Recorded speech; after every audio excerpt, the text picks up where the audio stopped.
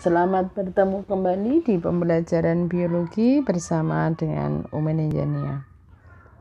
Para pembelajar, jangan pernah lupa untuk selalu bersyukur terhadap semua nikmat yang sudah diberikan Allah kepada kita. Pada pembelajaran kali ini kita akan belajar tentang pemanfaatan bioteknologi.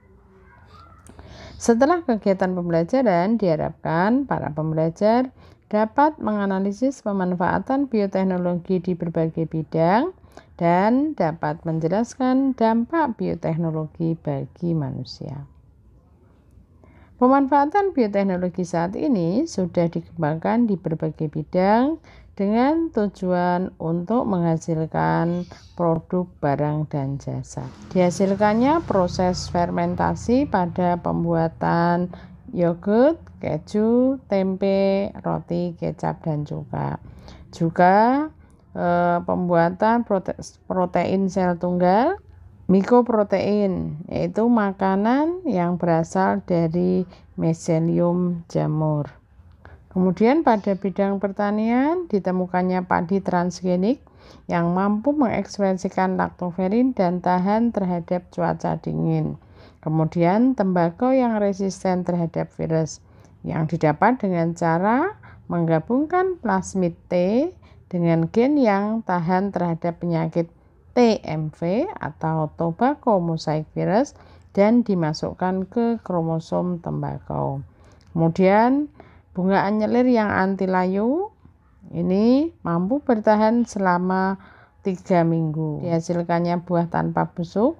Ini didapat dengan cara menghambat kerja dari gen penghasil etilen.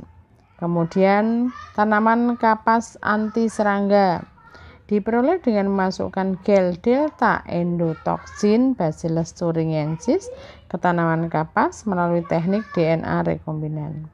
Tanaman ini akan memproduksi protein delta endotoxin yang akan bereaksi dengan enzim yang diproduksi lambung serangga, sehingga enzim tersebut akan berubah menjadi racun. Nah, serangga yang memakan tanaman tersebut akan mati. Kemudian pada bidang peternakan yang merupakan hasil teknologi DNA rekombinan. Caranya dengan cara menyisipkan gen laktoferin dari manusia yang akan memproduksi HLF, human lactoferrin, kepada sapi. Nah, dengan penyisipan ini diharapkan sapi akan mengandung laktoferin. Somatotrop. Teknologi ini dilakukan dengan menyisipkan gen somatotropin sapi pada plasmid Escherichia coli untuk menghasilkan BST. BST yang ditambahkan pada makanan ternak dapat meningkatkan produksi daging dan susu ternak. Bidang kedokteran misalkan pada pembuatan antibiotik, pembuatan insulin, vaksin transgenik, antibodi monoklonal, dan interferon. Antibiotik adalah senyawa yang dihasilkan oleh mikroorganisme untuk menghambat pertumbuhan mikroorganisme lain. Contohnya, jamur Cephalosporium sp. Ini merupakan penghasil antibiotik cephalosporin yang digunakan untuk membunuh bakteri yang kebal terhadap penisilin. Kemudian, bakteri Streptomyces griseus menghasilkan antibiotik streptomycin digunakan untuk membunuh bakteri yang kebal terhadap antibiotik penisilin dan cephalosporin. Kemudian, Penicillium notatum dan Penicillium chrysogenum menghasilkan antibiotik penisilin yang digunakan untuk melawan infeksi yang disebabkan oleh bakteri Staphylococcus. Pembuatan insulin. Nah, insulin merupakan hormon yang diproduksi oleh kelenjar pankreas dan berfungsi mengatur kadar gula dalam darah. Proses pembuatan insulin menggunakan teknik plasmid. Vaksin transgenik. Vaksin adalah siapan antigen yang dimasukkan ke tubuh untuk memicu terbentuknya sistem kekebalan tubuh. Pembuatan vaksin dilakukan melalui teknik DNA rekombinan dengan mengisolasi gen yang mengode senyawa penyebab penyakit atau antigen dari mikroorganisme yang bersangkutan. Kemudian antibodi monoklonal. Pembuatan antibodi monoklonal menggunakan prinsip fusi protoplasma, yaitu dengan cara menggabungkan dua sel dari jaringan yang sama atau dua sel dari organisme yang berbeda dalam suatu medan listrik. Fusi tersebut menghasilkan sel-sel yang dapat menghasilkan antibodi, sekaligus memperbanyak diri secara terus-menerus seperti sel kanker yang dinamakan antibodi monoklonal. Nah, caranya dengan ini memfusikan antibodi yang sudah didapat dengan sel kanker. Kemudian hasil fusi itu terbentuk hibridoma. Hibridoma itu dikulturkan. Nah, kemudian hasil pengkulturannya menghasilkan antibodi. Antibodi yang sudah dihasilkan diperbanyak dan kemudian disimpan.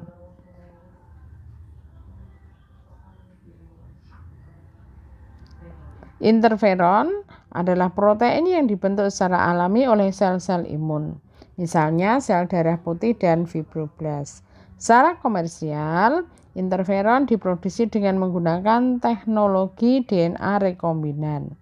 Interferon dikatakan sebagai senyawa protein yang mampu memacu pertahanan tubuh manusia untuk melawan kuman penyakit seperti virus, bakteri, kanker, dan senyawa asing lainnya.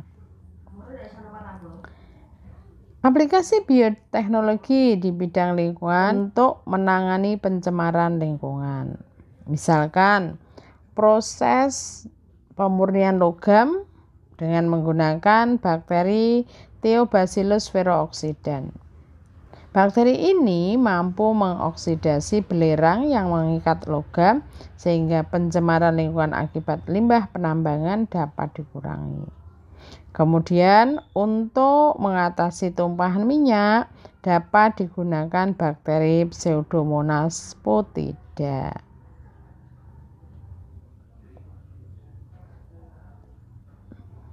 Nah, bioteknologi modern dalam produksi pangan dilakukan dengan menerapkan rekayasa genetik. Rekayasa genetik adalah kegiatan manipulasi gen untuk mendapatkan produk baru dengan cara membuat DNA baru. Manipulasi materi genetik dilakukan dengan cara menambah atau menghilangkan gen tersebut.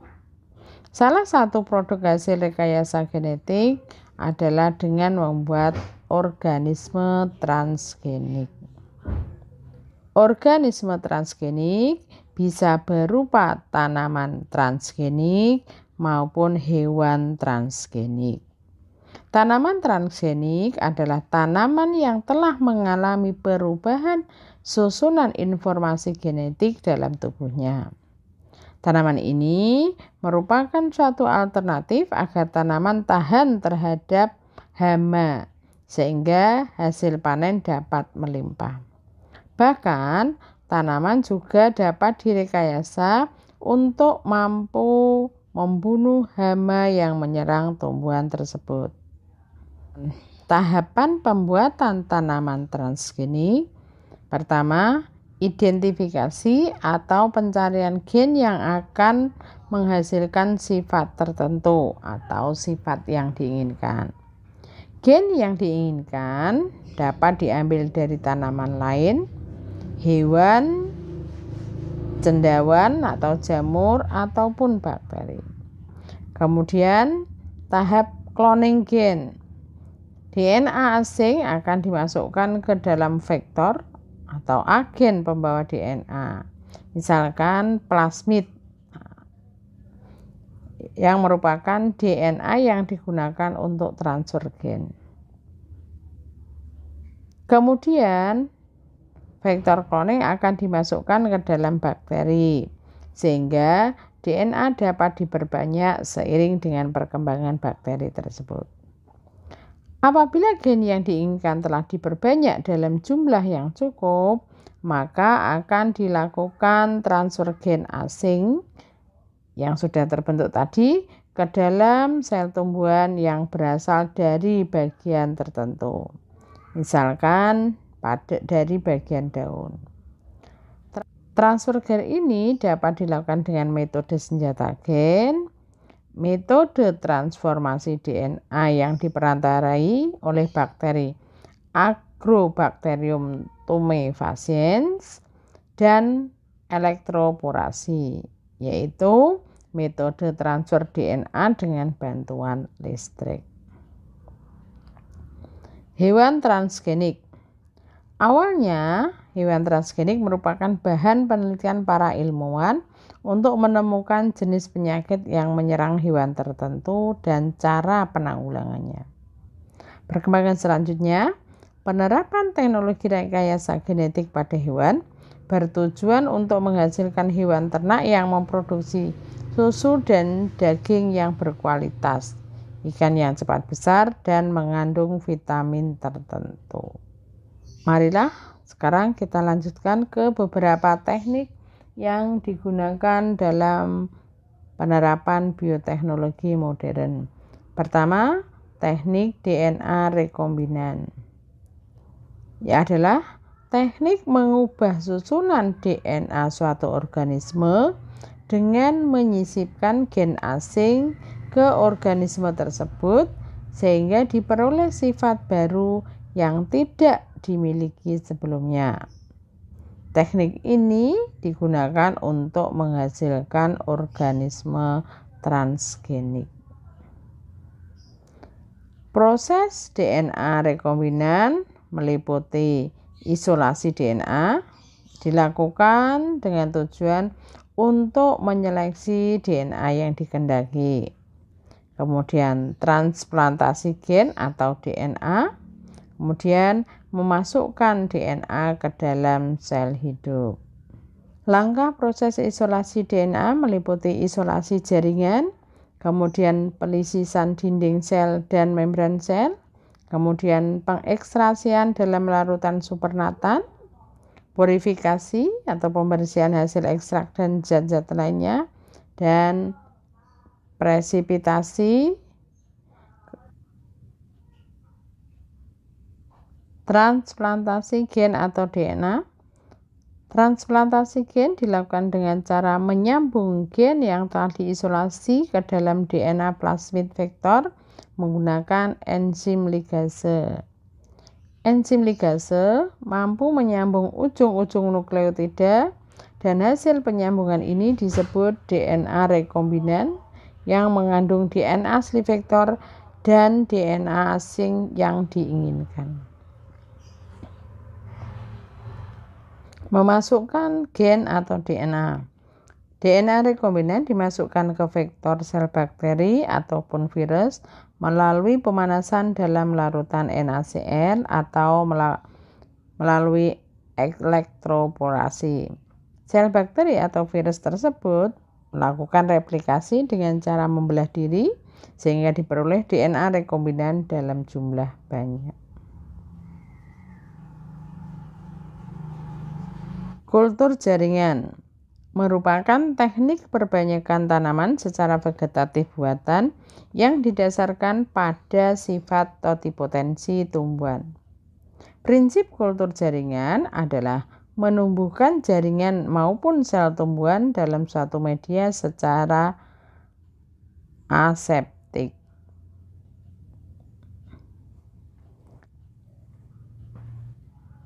Kultur jaringan tumbuhan atau disebut juga mikropropagasi adalah bentuk perbanyakan atau propagasi tumbuhan secara vegetatif dengan memanipulasi jaringan somatik atau jaringan tubuh tumbuhan di dalam kultur aseptik atau bebas kuman dengan lingkungan terkontrol.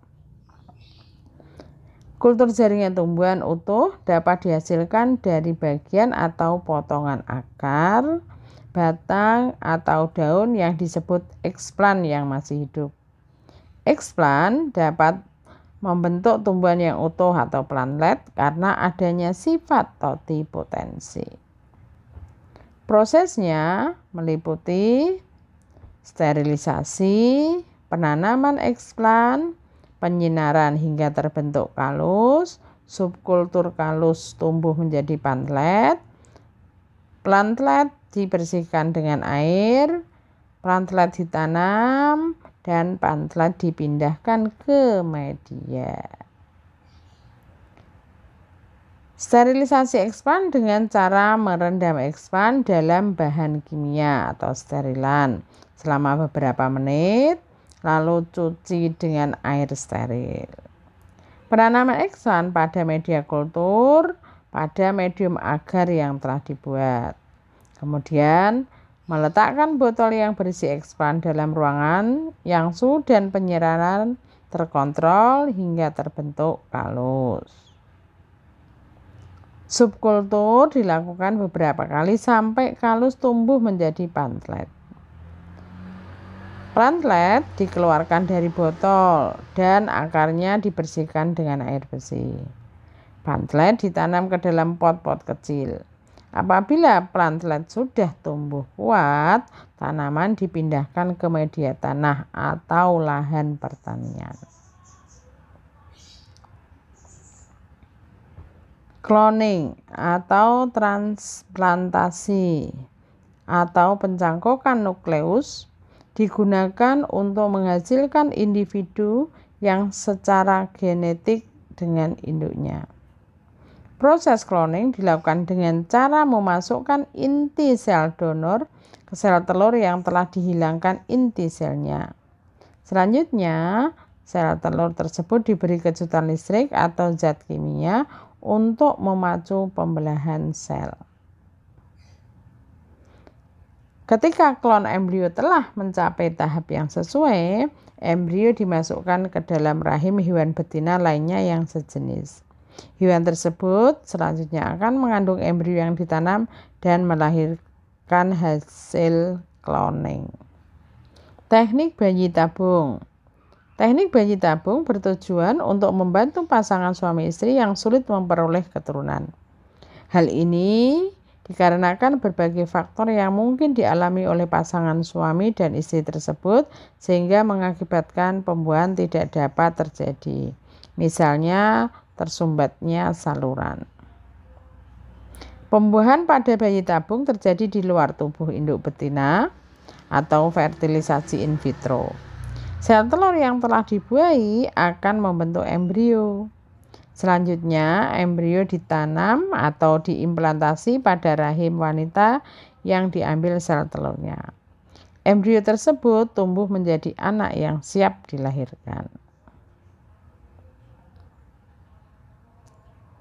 Fusi protoplasma disebut juga teknik hibridoma, yaitu teknik penggabungan dua sel yang berasal dari jaringan berbeda sehingga menghasilkan sel hibrid yang memiliki sifat kedua sel tersebut.